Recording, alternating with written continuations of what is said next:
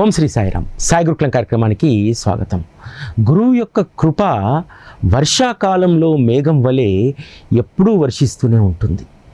ఆయా సమయాల్లో ఆయా కాలానుగుణంగా వారి యొక్క కృపను అనుభవిస్తున్నటువంటి మనందరము కూడా అదృష్టవంతులం. ఈరోజు మనం పారాయణ చేసేటువంటి శ్రవణం చేసేటువంటి 18, 19 అధ్యాయాలు ఎంత అద్భుతమైనటువంటివంటే, బాబా స్వయంగా సద్గ్రంథ పారాయణ, ముఖ్యంగా గురువు యొక్క కథాశ్రవణం ఎంత శక్తివంతమైందో, ఆ కథాశ్రవణం వల్ల జీవుడి యొక్క గతి ఏ విధంగా మారుతుందో ఈ 2 అధ్యాయాల సారం మనకు తెలియజేస్తుంది. మనకు 18, 19 అధ్యాయాల్లో రాధాబాయి దేశ్ముఖ్ కథను మనం వింటాం. కానీ రాధాబాయి దేశ్ముఖ్ కథ కంటే కూడా ఇక్కడ ప్రధానమైనటువంటి పాత్ర ఏమిటంటే, కేవలం గురు కథాశ్రవణం ద్వారా మనకున్నటువంటి అరిష్టాలు తొలగిపోతాయి, మనకున్నటువంటి కర్మలన్నీ కూడా తొలగించబడతాయి. గురు సాంగత్యము అంత గొప్పది. ఒక్కసారి గురు సాంగత్యంలోకి వచ్చామా, మన మనస్సు హరినామం వైపు, సద్గురు చరణాల వైపు మరలుతుంది. మరలమే కాదు, అక్కడ శాశ్వతమైనటువంటి స్థానాన్ని మన మనస్సు పొందుతుంది. మన మనస్సు అక్కడే విశ్రాంతి తీసుకుంటూ ఉంటుంది. కాబట్టి కథాశ్రవణంలో ఉన్నటువంటి మహిమను ఈ 2 అధ్యాయాలు తెలియజేస్తాయి. బాబా ఎవరైతే అజ్ఞానం అనేటువంటి తలగడను వేసుకొని వాసనలు అనేటువంటి శయనం పైన సుఖంగా నిద్రిస్తుంటారో అటువంటి వారిని తట్టిలేపుతారు. అది మాయ నిద్ర. నీవు మేల్కొని జ్ఞానం వైపు, భక్తి మార్గం వైపు వెళ్ళాలని చెప్పి బాబా అభాగ్యులందరినీ కూడా తట్టిలేపుతారు. ఈ అధ్యాయంలో బాబా చెప్పినటువంటి మూల సూత్రం ఏమిటంటే, జ్ఞానం కంటే కూడా భక్తే గొప్పది. జ్ఞానం రామాఫలం లాంటిది, భక్తి సీతాఫలం లాంటిది. అందువల్ల సులువైనటువంటి భక్తి మార్గాన్నే బాబా ఎంపిక చేసుకోమన్నాడు. భక్తి మార్గంలో నామస్మరణ ఉంటుంది, భజన ఉంటుంది. నవవిధ భక్తిలోని అనేక భక్తి మార్గాలను మనం ఇక్కడ పాటించడానికి అవకాశం ఉంటుంది. జ్ఞానం అంటే రామాఫలం లాంటిది. రామాఫలం మధురంగా పండాలంటే అది ఖచ్చితంగా చెట్టు యొక్క కొమ్మను అంటుపెట్టుకొని ఉండాలి. సీతాఫలానికి అటువంటి ప్రయాస లేదు. సీతాఫలము చెట్టు నుంచి వేరు చేసి గడ్డిలో వేసినా, కుండలో వేసినా, ఎక్కడ పెట్టినా అది పండుతుంది. కాబట్టి పండే వరకు చెట్టు కొమ్మని అంటు పెట్టుకోవాల్సినటువంటి అవసరము సీతాఫలానికి లేదు. భక్తి చాలా సరళమైనటువంటి మార్గంలో మనం అలవర్చుకుంటే మనం తుదకు ఖచ్చితంగా జ్ఞాన మార్గం వైపు ప్రయాణం చేస్తాం. బాబా అందుకే చాలా సందర్భాల్లో చెప్తారు, జ్ఞానులు ఓడిపోతారు, అమాయకమైనటువంటి భక్తులే విజయాన్ని సాధిస్తారని చెప్పి. ఎందుకంటే జ్ఞానము ఎక్కడ లేని అహంకారాన్ని తెచ్చిపెడుతుంది. జ్ఞానము నీ యొక్క అహంభావాన్ని కొన్నిసార్లు పెంపొందింపజేస్తుంది. నాకంటే గొప్పవాడు లేడనేటువంటి దాంట్లోకి జ్ఞానం తీసుకెళ్తుంది. కాబట్టి జ్ఞానిగా ఉండేదానికంటే కూడా సద్గురు చరణాల వద్ద భక్తుడిగా ఉండడమే శ్రేయస్కరమైనటువంటిదని చెప్పి ఈ 18, 19 అధ్యాయాల్లో ఉన్నటువంటి సంఘటనలు తెలియజేస్తాయి. అంతేకాదు, బాబా గురు కథా శ్రవణానికి, ఆధ్యాత్మిక గ్రంథాల యొక్క పారాయణకు ఎంత ప్రాధాన్యత ఇచ్చారు. నవవిధ భక్తిలో ఉన్నటువంటి శ్రవణం అనేటువంటి సాధనే నిన్ను ముక్తి మార్గం వైపు, మోక్ష మార్గం వైపు తీసుకెళ్తుంది. నీ అంతరంగాన్ని పరిశుద్ధం చేసేటువంటిది ఒక్క భగవంతుడి గురు కథ మాత్రమే కారణం, అది మాత్రమే దోహదపడుతుంది అనేటువంటి విషయాలను ఈ అధ్యాయాలు మనకు తెలియజేస్తాయి. ఈ అధ్యాయంలో చాలా అద్భుతమైనటువంటి విషయాలు ఉంటాయి. మన పరిస్థితి ఏమిటి, మనం కూడా గురుకథా శ్రవణంలో ఉంటే నిజంగా నియమితంగా మనం చేసేటువంటి పారాయణ మనం చేస్తున్నామా, పారాయణలో ఉన్నటువంటి గొప్ప మహత్తు ఏమిటి అనేటువంటిది ఈ అధ్యాయాలు మనకు తెలియజేస్తాయి.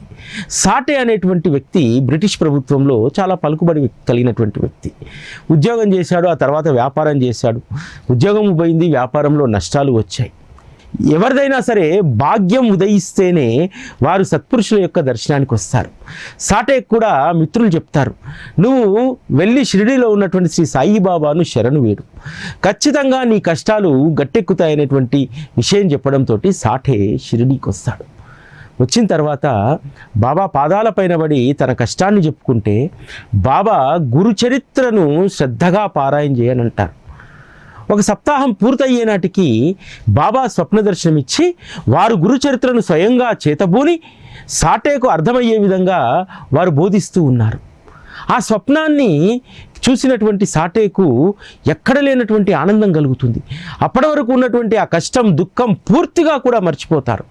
కానీ మనసులో ఒక సంశయం వస్తుంది. బాబా చివరి రోజు వచ్చి మళ్ళీ పారాయణ గురించి తనకు బోధిస్తున్నారంటే మరలా ఇంకొక సప్తాహం చెయ్యాలా, ఈ సప్తాహంతో ఆపాలా? సాటేకు అడిగేటువంటి ధైర్యము చనువు బాబా దగ్గర లేదు. అందువల్ల కాకాసాహెబ్ దీక్షిత్కు ఆ బాధ్యత అప్పగిస్తాడు. దీక్షిత్ వెళ్ళి బాబాని అడుగుతారు, బాబా మేమందరము కూడా అమాయకమైనటువంటి భక్తులం, మీరు చెప్పేటువంటి దాన్ని అర్థం చేసుకోలేనటువంటి అజ్ఞానంలో ఉన్నటువంటి వాళ్ళం. సాటే అమాయకమైనటువంటి భక్తుడు బాబా, మీరు స్వప్న దర్శనం ఇచ్చి గురుచరిత్ర అర్థమయ్యేలా చెప్తున్నారట.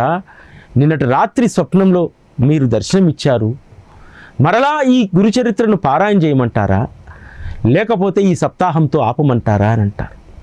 బాబా చెప్తారు, మరొక సప్తాహం చేయమని చెప్పు, అతనికి శ్రేయస్సు కలుగుతుంది అని చెప్తారు. అంతేకాదు బాబా గురుచరిత్ర వైభవాన్ని స్వయంగా చెప్తారు. గురువు యొక్క ఈ గ్రంథాన్ని పఠిస్తే భక్తులు పవిత్రులవుతారు, ఈ గ్రంథాన్ని పారాయణ చేస్తే శుభం కలుగుతుంది, పరమేశ్వరుడు ప్రసన్నమవుతాడు, భవబంధాలు విడిపోతాయని చెప్పి బాబా స్వయంగా గురుచరిత్ర గురించి చెప్పారు. బాబా గురుచరిత్ర వైభవం గురించి ఇంత గొప్పగా చెప్పగానే అక్కడే బాబా యొక్క పాదసేవ చేసుకుంటున్నటువంటి అన్నాసాహెబ్ మనసులో కలకలం రేగింది. ఆ కలకలం రేగడం వెనుకాల కూడా బాబా యొక్క సంకల్పమే. ఒక అద్భుతమైనటువంటి బోధ అన్నాసాహెబ్ దబోల్కర్ చేయదలుచుకున్నారు. పాదాలు పడుతుండగా ఇదంతా జరుగుతూ ఉంటే అన్నాసాహెబ్ యొక్క మనస్సు చంచలమైపోతుంది, కలకలం చెలరేగుతుంది. ఎంత కలకలం అంటే, అరెరే నేను 40 సంవత్సరాలుగా ఈ గురుచరిత్రను పారాయణ చేస్తున్నాను, 7 సంవత్సరాలుగా ఈ సాయి సమర్థుని యొక్క సహచర్యంలో ఉన్నాను, కానీ 7 రోజులు పారాయణ చేసినటువంటి సాటేకేమో అంత అనుగ్రహమా? 7 సంవత్సరాల సహచర్యంలో ఉన్నటువంటి నాకేమో ఇంతవరకు ఏనాడు బాబా స్వప్నంలో దర్శనం ఇవ్వలేదు, నేను చదువుతున్నటువంటి గురుచరిత్ర గురించి ఏనాడు స్వప్నంలో నాకు బోధించలేదు. నిజంగా సాటేది ఎంత అదృష్టము, నాది ఎంత దురదృష్టము అని చెప్పి తనను తాను నిందించుకుంటూ ఉంటారు.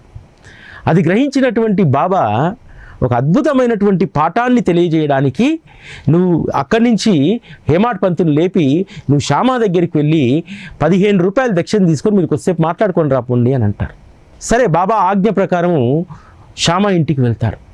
వెళ్ళగానే శ్యామా అంటారు, ఏంది అందరూ ద్వారకామయిలో ఉండగా ఇప్పుడు మీరు ఇక్కడికి వచ్చారు అంటే హేమాడ్ పంత్ అంటారు, నాకేం తెలుసు, బాబా మీ వద్దకు పంపించి 15 రూపాయల దక్షిణ తీసుకొని ఆ తర్వాత కొద్దిసేపు కూర్చొని మాట్లాడి రమ్మన్నారు అని అంటే, సరే నాది ఇప్పుడే స్నానమైంది, నేను పూజ చేసుకొని వస్తాను, అప్పటి వరకు ఇక్కడ కూర్చోండి అని అంటారు. అక్కడ ఏకనాథ భాగవత గ్రంథం కనిపిస్తుంది. ఆ గ్రంథాన్ని తీయగానే ఆ రోజు నియమంగా చదవాల్సినటువంటి అధ్యాయం వస్తుంది. ఉదయాన్నే నియమంగా చదవాల్సినటువంటి అధ్యాయం సగం చదవగానే ద్వారకామయిలో ఏదో అద్భుతాలు జరిగిపోతున్నాయని చెప్పి జనులందరూ వెళ్తే హేమాడ్ పంత్ కూడా వారి వెంటబడి వెళ్ళిపోతాడు. ఆ రోజు నియమిత అధ్యాయాన్ని సంపూర్ణం చేయరు. ఇక్కడికి వచ్చి గ్రంథం తీసేసరికి తను ఎక్కడైతే పారాయణ ఆపాడో అదే పేజీ రావడం, అదే పుట రావడం అనేటువంటిది ఆశ్చర్యం కలుగుతుంది. సరే ఎట్లాగూ శ్యామా వచ్చేసరికి సమయం ఉంది కదా అని చెప్పి దాన్ని చదువుతారు. దీని యొక్క అంతరార్థం ఏమిటి? బాబా చెప్పకనే ఒక అద్భుతమైనటువంటి పాఠాన్ని హేమాడ్ పంత్ చెప్పారు. నువ్వు ప్రతిరోజు పారాయణ చేసేటువంటి నియమిత అధ్యాయాలను చదవకుండా పరిగెత్తుకుంటూ వచ్చావే, మరి నీలాంటి వారికి సాటేకు దక్కినటువంటి కృప ఏడ దక్కుతుంది అంటే, నువ్వు 40 సంవత్సరాలుగా గురుచరిత్ర పారాయణ చేస్తున్నావు, కానీ దానిపైన అమితమైనటువంటి శ్రద్ధతో నువ్వు చేయట్లేదు. ఈ రోజులాగానే నియమిత అధ్యాయాలు చదవకుండా గురుచరిత్రను నువ్వు ఒక సాధారణంగా చదివి ఉంటావు, కాబట్టి ఎవరైతే నియమిత అధ్యాయాలను వారు ఎంపిక చేసుకున్నటువంటి పారాయణ గ్రంథంలో ఉన్నటువంటి నియమిత అధ్యాయాలను మధ్యలో వదిలివేయడం అనేటువంటిది సరైనటువంటిది కాదు. పారాయణ ఒక తంతు కాదు, పారాయణ ఒక పవిత్రమైనటువంటి కార్యం. పారాయణ నిన్ను పావనుణ్ణి చేస్తుంది. అందుకోసమే నియమిత గ్రంథాలను తప్పనిసరిగా రోజువారీ చేసేటువంటి పారాయణ ముగియకుండా మధ్యలో లేవకూడదు అనేటువంటిది బాబా హేమాడ్ పంత్కు ఇక్కడ చెప్పినటువంటి పాఠం. దాన్ని బాగా అర్థం చేసుకుంటారు. అర్థం చేసుకొని బాబా ఎందుకు భక్తులను శ్రవణం అనేటువంటి సాగరంలో ప్రతిరోజు ముంచుతున్నారు. కాకాసాహెబ్ దీక్షిత్ షిరిడీకి పిలిపించుకొని ఊరికే ద్వారకామాయిలో కూర్చోబెట్టుకోలేదు. కాకాసాహెబ్ దీక్షిత్కు ఎనలేనటువంటి ఒక అద్భుతమైనటువంటి సేవను బాబా అనుగ్రహించారు. అదే ప్రతిరోజు కూడా వాడాలో ఏకనాథ భాగవతము, భావార్థ రామాయణాలను వారు పారాయణ చేయాలి. అదేవిధంగా బాపూసాహెబ్ జోగ్ చేత భాగవతము, జ్ఞానేశ్వరిని పారాయణ చేయించేటువంటి వారు, ద్వారకామాయిలో ఊరికనే కూర్చున్నటువంటి వారిని, అదేవిధంగా అనేక సమస్యలతో తన పాదాల చెంతకు వచ్చినటువంటి వారిని వెంటనే అక్కడి నుంచి శ్రవణం జరిగేటువంటి వాడాకు పంపించేటువంటి వారు. అక్కడ ఆ శ్రవణం అనేటువంటి సాగరంలో వారు మునిగినప్పుడు వారికి కావలసినటువంటి రత్నాన్ని వారు ఏరుకునేటువంటి వారు. బాబా ఏది కూడా ముఖత ఎవ్వరికీ ఏది చెప్పకపోయేటువంటి వారు. చాలామంది భక్తులకు ఆ శ్రవణం అనేటువంటి సాగరం ఉన్నటువంటి ఆ వాడాకు పంపిస్తే అక్కడ వారి సంశయాలకు అనేక సమాధానాలు లభించేటువంటివి. బాబా చెప్పేటువంటి మార్గము, ఆచరింపమన్నటువంటి మార్గము చాలా సులువైనటువంటిది. గురు కథా శ్రవణం చేయడంలో ఏ ప్రయాస ఉండదు. ఈరోజు ఇంకా మనం ఎంత అదృష్టవంతులం అంటే టెక్నికల్గా ఎదిగాం. గురు కథా శ్రవణం ఎక్కడికో వెళ్ళి వినాల్సిన అవసరం లేదు. జస్ట్ మన ఫోన్ ఆన్ చేసుకుంటే గురు కథా శ్రవణం మన చెవుల్లో ప్రతిధ్వనిస్తూనే ఉంటుంది. బాబా శ్రవణానికి అత్యంత ప్రాధాన్యత ఇచ్చారు. అంతేకాదు పారాయణ అనేటువంటిది ఒక తంతుగా కాకూడదు అనేటువంటి విషయాన్ని హేమాడ్ పంత్ను ఒక సాధనంగా చేసుకొని మనకు చెప్పాడు. హేమాడ్ పంత్ ఏమనుకున్నాడు, 40 సంవత్సరాలుగా నేను చదువుతున్నాను, మా 40 సంవత్సరాలుగా చదివేటువంటి దాంట్లో నువ్వు ఎంత కమిట్మెంట్తో చదివావు, నిజంగా ప్రేమతో చదివావా, లేకపోతే ఒక తంతుగా చేసుకున్నావా? మన వాళ్ళు కూడా చాలామంది చెప్తూ ఉంటారు, నేను 20 సంవత్సరాలుగా సచ్చరిత చదువుతున్నానండి అని అంటారు. కానీ అందులో అర్థం చేసుకుంది ఎంత? సాటే అనేటువంటి భక్తుడు విపరీతమైనటువంటి కష్టాలతోటి ఇక గత్యంతరం లేదు, జీవితం ముగించేద్దాం అనేటువంటి ఆ స్థితిలో బాబా దగ్గరికి వచ్చాడు. సద్గురు ముఖతా వచ్చినటువంటి వాక్కును పరిపాలిస్తే, దాన్ని అమలు చేస్తే తన కష్టం తీరుతుంది అనేటువంటి దాన్ని బలంగా నమ్మాడు. ప్రేమతో గురుచరిత్ర పారాయణ చేశాడు. పారాయణలు మనం 200 చేసామా 500 చేసామనేది ముఖ్యం కాదు. ప్రేమతో నువ్వు ఎన్ని పారాయణలు చేసావు అనేటువంటిదే ముఖ్యం. పారాయణ అనేటువంటిది తంతు కాదు. జనులందరూ కూడా ఏంటంటే భగవంతుని దగ్గరికి కష్టాల్లో మునిగినప్పుడు మాత్రమే వస్తారు. ఎందుకంటే ఆ కష్టాల్లో నుంచి మనంగా బయటికి రాలేం. భగవంతుడు, సద్గురువు మాత్రమే ఆ కష్టాల్లో నుంచి మనల్ని బయటపడేస్తారు. అందుకని బాబా కష్టాలతో వచ్చినటువంటి సాటేను దాంట్లో నుంచి బయటపడేయాలి. అందుకనే తమ సమక్షానికి పిలిపించుకొని గురుచరిత్రను పారాయణ చేయించారు. గురుచరిత్ర పట్ల మరింత శ్రద్ధాభక్తి కలిగేలాగా 2వ పర్యాయం కూడా షిరిడీలోనే పారాయణ చేయించారు. ఇది పారాయణకు బాబా ఇచ్చినటువంటి గొప్ప విలువ. అంతేకాదు పారాయణ అనేటువంటిది ఒక తంతు కాదు అనేటువంటి విషయాన్ని ఇక్కడ మనకు చెప్పదలుచుకున్నారు. తర్వాత శ్యామ పూజ ముగించుకొని బయటికి వస్తాడు. ఆకు ఒక్క సున్నం కాసు తీసి తాంబూలాన్ని చుట్టి తన అతిథైనటువంటి హేమాడ్ పంత్కి ఇస్తారు. బాబా మీ వద్ద 15 రూపాయలు దక్షిణ తీసుకొని కొద్దిసేపు మాట్లాడి రమ్మన్నారు అని అంటారు. సరే, బాబాకు తెలుసు నా దగ్గర ఎంత రొక్కం ఉందనేది. నా దగ్గర రొక్కం లేదు, వారికి 15 నమస్కారాలు సమర్పించండి అని చెప్పి 15 నమస్కారాలను సమర్పిస్తాడు. ఆ తర్వాత కొద్దిసేపు ముచ్చటించడమన్నారు. మరి మీ చేత బాబా ఏ విషయాలు చెప్పించదలుచుకున్నాడో మరి మాట్లాడుకొని రమ్మన్నాడంటే, నా దగ్గర విశేషాలు ఏముంటాయి, నేను పల్లెటూరు వాడిని, మీరు నాగరికులు, నగరాల్లో ఉన్నటువంటి వారు, పండితులు, నా దగ్గర ఏముంటాయి అని అన్నారు. లేదు బాబా మీతో మాట్లాడి రమ్మన్నారు అని అంటే, అప్పుడు శ్యామ చెప్పినటువంటి రాధాబాయి దేశ్ముఖ్ కథ, ఆ రాధాబాయి దేశ్ముఖ్ కథ ద్వారా గురు భక్తి అనేటువంటి తాళానికి ఉన్నటువంటి తాళం చెవిని ఆ కథ ద్వారా బాబా ఎంత అద్భుతంగా చెప్తారంటే, రాధాబాయి దేశ్ముఖ్ భీష్మించుకొని కూర్చుంటుంది. మంత్రోపదేశం చేసేంత వరకు నేను షిరిడీ నుంచి కథలను ఉపవాస దీక్ష చేస్తాను అని చెప్పి ఆవిడ ఉపవాస దీక్ష చేసి చాలా రోజులు అవుతూ ఉంది. శ్యామ కంగారు పడి వచ్చి బాబాతో అంటారు, బాబా ఆ ముసలావిడ ప్రాణాలు పోయేట్లాగా ఉన్నాయి, ఆమె ప్రాణాలు పోతే మనకు అపవాదు వస్తుంది, వద్దు బాబా అమ్మను పిలిచి మాట్లాడు అని అంటారు. సరే తీసుకురా అంటే తీసుకొస్తే రాధాబాయి దేశ్ముఖ్తో బాబా అన్నటువంటి ఒకే ఒక మాట మన జీవితాంతం గుర్తుపెట్టుకోవాలి. అమ్మా, నా గురువే నాకు ఏ ఉపదేశము చెయ్యలేదు, నేను వారిని 12 సంవత్సరాలు సేవించుకున్నాను, ఏ రోజు కూడా నా చెవిలో ఏ మంత్రము నా గురువు ఊదలేదమ్మా. అటువంటప్పుడు నీకు నేను ఏ మంత్రోపదేశాన్ని చేయాలి? ఏ మంత్రోపదేశంతో పని లేదమ్మా. నీకు నాకు మధ్య ఉన్నటువంటి అడ్డుగోడను పగడగొడితే ఖచ్చితంగా నీవు నేను ఎప్పుడూ కలిసే ఉంటామమ్మా. నీవు నేను అనేటువంటిది ఇక్కడ లేదు, అందరిలో ఉన్నటువంటిది ఒకే ఆత్మ అమ్మ అనే విషయాన్ని బాబా ఎంత అద్భుతంగా చెప్తారు. ఈ సందర్భంగా బాబా చెప్తాడు, నేను కూడా మంత్రోపదేశం కోసం ఎంతో ప్రయత్నించానమ్మా. నేను వారికి మా గురువుకు సేవ చేసి చేసి అలసిపోయాను, వారిని ఎప్పుడూ కూడా వదిలిపెట్టకూడదనేటువంటి కృతనిశ్చయంతో ఉన్నాను. ఎంత శ్రమపడినా అమ్మా వారి నోటి నుండి ఒక్క మంత్రము కూడా రాలేదమ్మా. ఎంతో బ్రతిమిలాడాను మంత్రోపదేశం కోసం, కానీ వారు ఏ రోజు కూడా మంత్రోపదేశం చేయలేదమ్మా. కానీ అమ్మా వారు నా మనస్సును దోచుకున్నారు, 2 పైసలను యాచించారు. అసలు గురువుకు 2 పైసలతో పనేమిటి అని చెప్పి నువ్వు అనుకోవచ్చమ్మా. నా నుంచి కోరినటువంటిది ధనము కాదు, నా నుంచి కోరినటువంటిది శ్రద్ధ సబూరి అనేటువంటి ఆ 2 కాసులను వారు కోరారు. ఆ వాటిని వారికి నేను సమర్పించాను ప్రేమతో. ఆ రోజు నుంచి నా గురుమాత ప్రసన్నులయ్యారు. అమ్మా, ధైర్యమే సాహసము, దానిని ఎప్పుడూ దూరం చేసుకోకూడదు.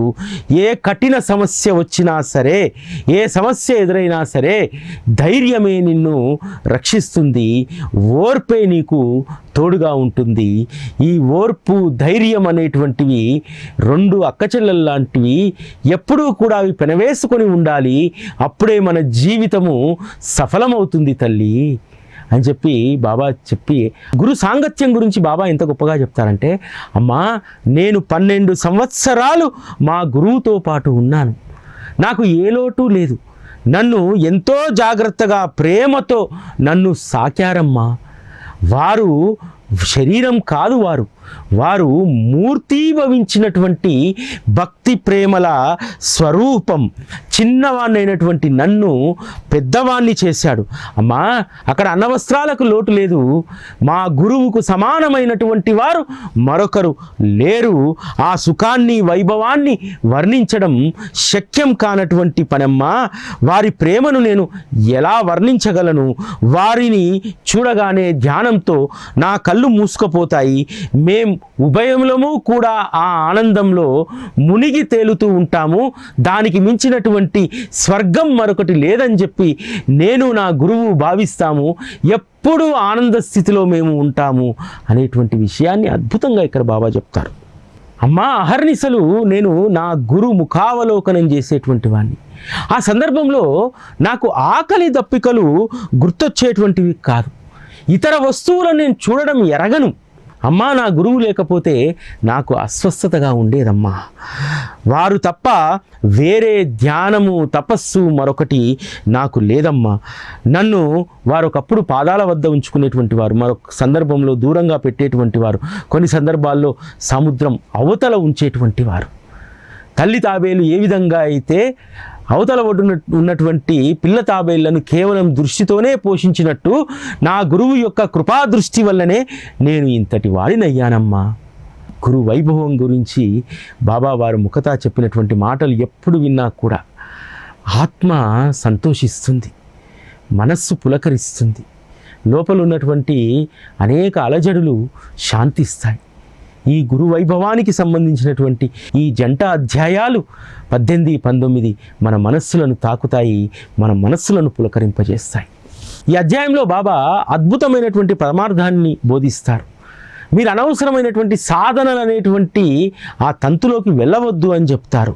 అమ్మా, మా గురువు నాకు వేరేది ఏదీ నేర్పించలేదు, సాధన సంపద అవసరం లేదన్నారు, షట్శాస్త్రాల జ్ఞానము అవసరం లేదన్నారు, కర్త హర్త గురువేనని సంపూర్ణ విశ్వాసాన్ని ఒక్కదాన్ని నిలుపుకోవాలి.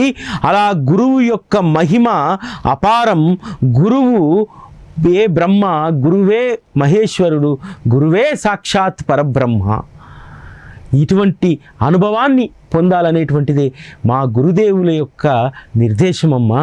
అందుకనే ఎప్పుడూ నేను ఆ శ్రీహరిని స్మరిస్తూ ఉంటాను అని చెప్పి బాబా చెప్పినటువంటి మాటలతోటి ఆ తల్లి శాంతించి తన ఉపవాస దీక్షను విరమించి తన ఊరైనటువంటి సంగం నేరుకు బయలుదేరుతుంది.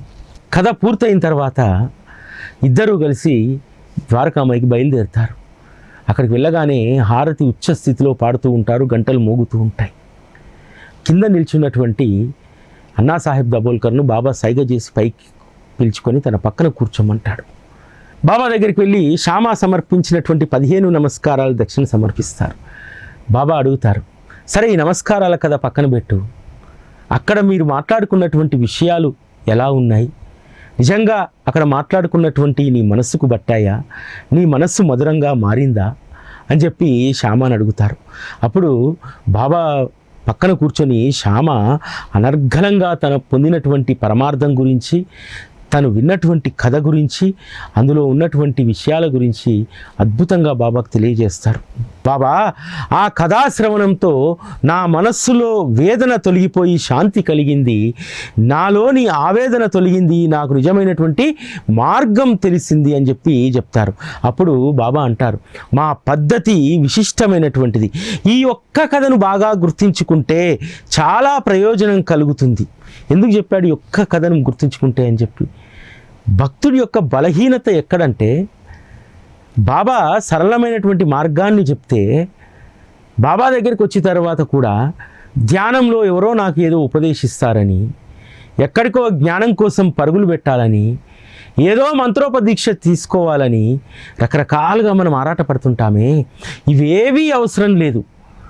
నీ గురువును నువ్వు సేవించుకోవడమే నీ ప్రధానమైనటువంటి జీవిత లక్ష్యంగా ఉండాలి. బాబా ఇక్కడ అడుగుతారు రాధాబాయి దేశ్ముఖ్ను, అమ్మా, నా గురువును సేవించుకున్నట్టు మీరు మీ గురువును సేవించుకోగలరా అని అడుగుతారు. ఈ ప్రశ్న మనం ఎప్పుడూ మన మదిలో ఉండాలి. నేను నిజంగా నా గురువును అంతగా సేవించుకుంటున్నానా? నా గురువు చెప్పినట్టు ఆ బోధన నేను ఆచరణలో పెడుతున్నానా అనేటువంటి ప్రశ్న ప్రతిరోజు కూడా మన హృదయంలో ఉదయించాలి, సమీక్ష జరగాలి. అందుకే బాబా అన్నారు, ఈ ఒక్క కథను గుర్తుపెట్టుకోండి, అనవసరంగా రాధాబాయి దేశ్ముఖ్ లాగా ఉపవాసాలు చేయకండి, మంత్రోపదీక్షల కోసం ఎక్కడికి వెళ్ళొద్దు. మంత్రోపదీక్ష మీ జీవితానికి ఎటువంటి పరమార్థాన్ని చేకూర్చదు. పరమాత్మ యొక్క సహచర్యం, గురువు యొక్క కథాశ్రవణం, ఇవి మాత్రమే మీకు ప్రయోజనాన్ని చేకూరుస్తాయి. అందుకనే బాబా చాలా పర్టికులర్గా చెప్పారు, ఈ యొక్క కథను గుర్తుపెట్టుకోండి. ఈరోజు మీరు పారాయణ చేసేటువంటి దాంట్లో రాధాబాయి దేశ్ముఖ్కు బాబా తన గురువైభవం గురించి చెప్పారు కదా, ఆ మాటలన్నీ కూడా మీ మనస్సులో ముద్రించుకోండి, మీకు శుభం కలుగుతుంది తప్పకుండా. ఈ అధ్యాయంలో మనల్ని ఎంత కన్విన్స్ చేస్తారంటే బాబా హేమాడ్ పంత్తో అంటారు, అన్నా సాహెబ్, నేను చెప్పిన విషయాలన్నీ మనస్సుకు బాగా పట్టించుకోండి. నీ స్థితి పటిక బెల్లం వలె మారుతుంది. నీ మనస్సులో కోరికలు, సంశయాలు తీరిపోతాయని చెప్పారు. అందువల్లనే నేను ఇంతకుముందు చెప్పింది, ఈ కథలో ఉన్నటువంటి విషయాలను బాగా మనస్సుకు పట్టించుకోండి. బాబా చెప్పినట్టు మీ మనస్సు కలకండ మాదిరిగా మారిపోతుంది. మీ కోరికలన్నీ కూడా తీరిపోతాయి, నశించిపోతాయి కూడా. ఇక కోరికలు అనేటువంటివి ఉండవు. కాబట్టి ఈ అధ్యాయాలు చాలా కీలకమైనటువంటి శ్రీ సాయి సచ్చరితలో. ఈ అధ్యాయంలో బాబా చెప్పినటువంటి కొన్ని మాటలు ఒక్కొక్కసారి హృదయాన్ని ద్రవింపజేస్తాయి. రుణానుబంధం కారణంగా భాగ్యవశాత్తు మీరు నేను కలుసుకున్నాం. పరస్పరం ప్రేమగా ఉంటూ సుఖాలను సంతుష్టిగా అనుభవిద్దాం. ఈరోజు ఎవరైతే ఈ గురు కథాశ్రవణంలో ఉన్నారో, బాబాయే తమ జీవితం అని చెప్పి భావిస్తున్నారో, అటువంటి వారందరూ కూడా బాబాతో ప్రేమపూర్వకమైనటువంటి సహచర్యాన్ని కలిగి ఉంటారు. ఇదే అధ్యాయంలో మరొక ప్రస్తావన ఉంటుంది. ఒక బుధవారం రోజు ఒక సంకల్పం చేసుకుంటారు అన్నాసాహెబ్ దాబోల్కర్. రేపు గురువారం శ్రీరాముడికి శ్రీ గురువుకు అత్యంత ఇష్టమైనటువంటి రోజు కాబట్టి ఆ రోజంతా రామనామస్మరణలో ఉండాలని చెప్పి సంకల్పం చేసుకుంటాడు. ఉదయాన్నే అదే విషయం ప్రస్తావంతో లేవాలని చెప్పి పదే పదే రాత్రి ఈ శయనం సమయంలో కూడా అదే గుర్తు చేసుకుంటూ ఉంటారు.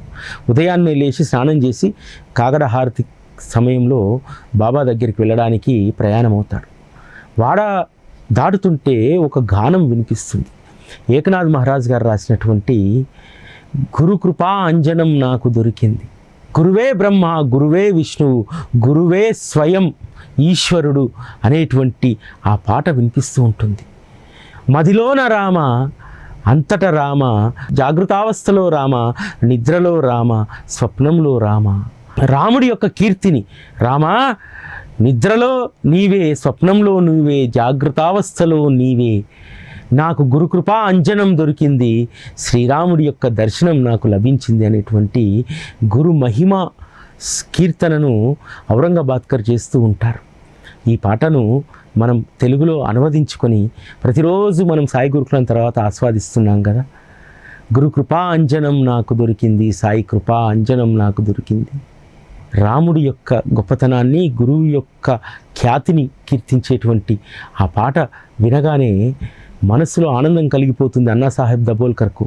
అరే నా మనసులో ఉన్నటువంటి విషయాన్ని బాబా గ్రహించి ఈ రోజంతా కూడా నేను రామనామస్మరణలో ఉండడానికి ఈరోజు ఉదయం వారి సమక్షంలో ఔరంగాబాద్కర్ ఆ గానాన్ని చేస్తున్నారు. నిజంగా బాబా అతనికి ఏమీ ఆదేశం ఇవ్వలేదు. ఔరంగాబాద్కర్ కీర్తనాకారుడు, అతనికి అనేక కీర్తనలు వచ్చి ఉండగా ఈరోజు ఉదయాన్నే ఆ కీర్తన పాడడం అంటే బాబా యొక్క సంకల్పం, బాబా నా సంకల్పానికి వారి ఆశీర్వాదం అని చెప్పి అన్నాసాహెబ్ దాబోల్కర్ ఎంతో సంతోషంగా ఆ రోజంతా రామనామంలో మునిగిపోతారు. కాబట్టి గురువు ఎప్పుడూ కూడా మన అభిష్టాలకు అనుగుణంగానే ఉంటారు. అంతేకాదు మనం ముందు మాట్లాడుకున్నట్టు గురువు వర్షాకాలంలో మేఘం లాంటి వారు. వారి కృప ఎప్పుడూ మనపైన వర్షిస్తూనే ఉంటుంది. ఆ కృపా జరిలో మనందరం తడిసి ముద్దై మన జీవితాలను తరింపజేసుకుందాం. ఇది ఈరోజు సాయి గురుకులం. మళ్ళీ రేపటి కార్యక్రమంలో కలుసుకుందాం. అప్పటివరకు సెలవు. నమస్కారం.